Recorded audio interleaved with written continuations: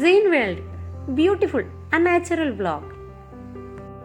ചില സമയങ്ങളിൽ നമ്മൾ മനസ്സുകൊണ്ട് വല്ലാതെ വേദനിക്കുന്ന അവസ്ഥകളൊക്കെ ഉണ്ടാവും.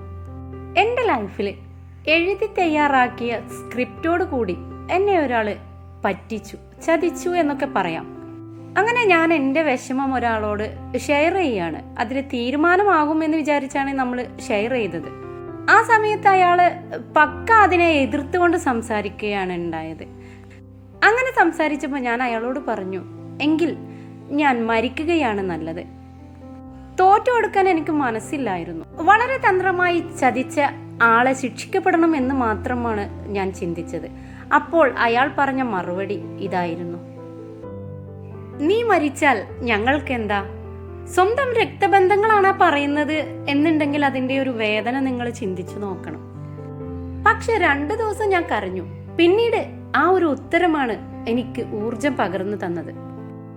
എന്നാൽ അയാൾ എനിക്ക് മുന്നിൽ ഉരുട്ടിയിട്ട വലിയൊരു കല്ല് എൻ്റെ മറ്റുള്ള കാര്യങ്ങളെ തടഞ്ഞു നിർത്താതെ ഞാൻ ആ കല്ലിൽ ചവിട്ടി മുന്നോട്ട് സഞ്ചരിക്കുകയാണ് ചെയ്തത്.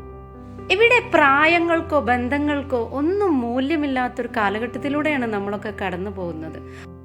എനിക്ക് ആരുമില്ല, ഞാൻ തനിച്ചാണെന്ന് വീണ്ടും വീണ്ടും ഓർമ്മിപ്പിച്ചതും അയാളായിരുന്നു. ഇതിലൂടെ ഞാൻ പഠിച്ച ഒരു പാഠം നിങ്ങൾക്ക് പറഞ്ഞുതരാം. ആര് നിങ്ങളുടെ കയ്യിൽ നിന്ന് കാശ് കടം ചോദിച്ചാലും മറ്റുള്ള കാര്യത്തിന് ചോദിച്ചാലും ഇല്ല എന്ന് പറഞ്ഞൊഴിയുന്നതാണ് ഏറ്റവും നല്ല ബുദ്ധി. അവനെ എന്നും എല്ലാവരും സ്നേഹിക്കുകയും ചെയ്യും. നമ്മുടെ കയ്യിൽ ക്യാഷ് ഉണ്ടെങ്കിൽ അത് പാവപ്പെട്ടവനെ സഹായിക്കാനോ ഫ്രീ ആയിട്ട് കൊടുക്കാനോ ശ്രമിക്കുക. ഈ ഒരു കാര്യം നിങ്ങളുടെയൊക്കെ ലൈഫിൽ ഉപകാരപ്പെടുന്നതാണ്. രാവിലെ നമ്മളൊരു കാലിച്ചായ ഉണ്ടാക്കി കുടിച്ചതിന് ശേഷം ഇന്ന് മാക്രോണി ഉണ്ടാക്കാമെന്നാണ് ചിന്തിക്കുന്നത്. നമ്മുടെ തൊട്ടടുത്തുള്ള മരത്തിൽ നിന്ന് ഞാൻ ഇതുപോലെ ഒരു ഇലയൊക്കെ പൊട്ടിച്ചു കൊടുന്ന് നന്നായി കഴുകി വൃത്തിയാക്കി വെച്ചിട്ടുണ്ട്. ഇന്നൊരു അടിപൊളി കുക്കിംഗ് ആണ് കേട്ടോ. അതിനായിട്ടൊരു പാത്രത്തിൽ ലേശം വെള്ളമൊക്കെ വെച്ച് അതിലേക്ക് ഉപ്പിട്ട് തിളപ്പിക്കുന്നുണ്ട്. ഇപ്പോൾ മനസ്സിലായി കാണുമല്ലോ എന്താണ് കുക്ക് ചെയ്യുന്നത്. മാക്രോണിയാണ് നമ്മൾ കുക്ക് ചെയ്യുന്നത് കേട്ടോ. നന്നായി തിളച്ച വെള്ളത്തിലേക്ക് നമ്മൾ മാക്രോണി ഇട്ട് കൊടുത്തിട്ടുണ്ട്. ഇനി അതൊന്ന് വേവുന്നത് വരെ നമുക്ക് അടച്ചു വെച്ച് വേവിക്കാം. നല്ലവണ്ണം വെന്തിട്ടുണ്ട്. ഇനി ഇതിൻ്റെ വെള്ളമൊക്കെ ഒന്ന് ഊറ്റിയെടുക്കണം.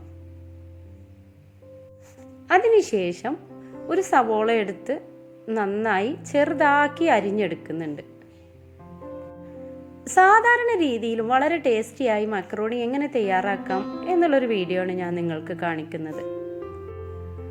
ഇനി നമുക്കൊരു പാൻ അടുപ്പത്ത് വെച്ച് അതിലേക്കൊരല്പം വെളിച്ചെണ്ണ ഒഴിച്ചു കൊടുക്കാം. ശേഷം അതിലേക്ക് നന്നായി കഴുകിയ കറിവേപ്പില ഇട്ട് കൊടുത്തിട്ടുണ്ട്. കറിവേപ്പില നന്നായി മൊരിഞ്ഞ് വന്നതിന് ശേഷം നമ്മുടെ ഉള്ളി ഒന്ന് ഇതള് വേറെടുത്ത് ഇതുപോലെ ഇട്ട് കൊടുക്കുക. ഉള്ളി വേവിക്കുമ്പോൾ നമ്മൾ ഒരല്പം ഉപ്പ് കൂടെ ചേർത്ത് കൊടുത്താൽ പെട്ടെന്ന് നമുക്ക് ഉള്ളി വഴന്ന് കിട്ടും. ഫ്രൈ പാനിലായതുകൊണ്ട് തന്നെ ഈ ഒരു രീതിയിൽ ഒന്ന് പരത്തി ഇട്ട് കൊടുത്താൽ തന്നെ ഉള്ളി നന്നായി വഴന്ന് കിട്ടും. ഇനി ഒരല്പം കൂടെ ഉപ്പ് ഞാൻ ചേർത്ത് കൊടുത്തിട്ടുണ്ട്. ഏകദേശം നല്ല രീതിയിൽ തന്നെ ഉള്ളി വഴന്ന് വന്നതിന് ശേഷം ഇഞ്ചി വെളുത്തുള്ളി അരച്ച പേസ്റ്റാണ് ചേർത്ത് കൊടുത്തത്. ഇനി അതുകൂടെ അതിൻ്റെ പച്ചമണം പോകോളം ഒന്ന് ഇതുപോലെ നന്നായി വഴറ്റിയെടുക്കുക. പിന്നീട് നമുക്ക് ഒരു തക്കാളി എടുത്ത് ഇതുപോലെ ചെറിയതായിട്ട് അരിഞ്ഞ് അതിലേക്ക് ഇട്ട് കൊടുക്കാം.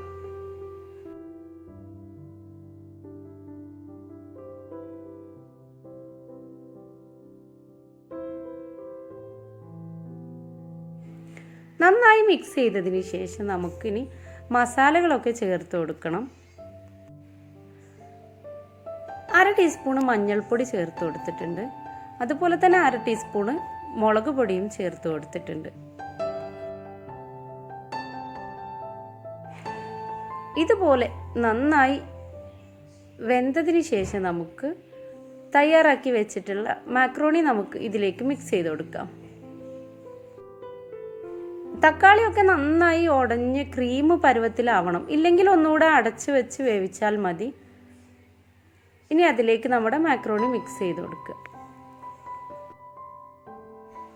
ശേഷം നമ്മൾ പതിയെ ജോയിൻ്റ് ആക്കി നമ്മുടെ മസാലയിലേക്ക് മാക്രോണി നന്നായി മിക്സ് ആക്കുക.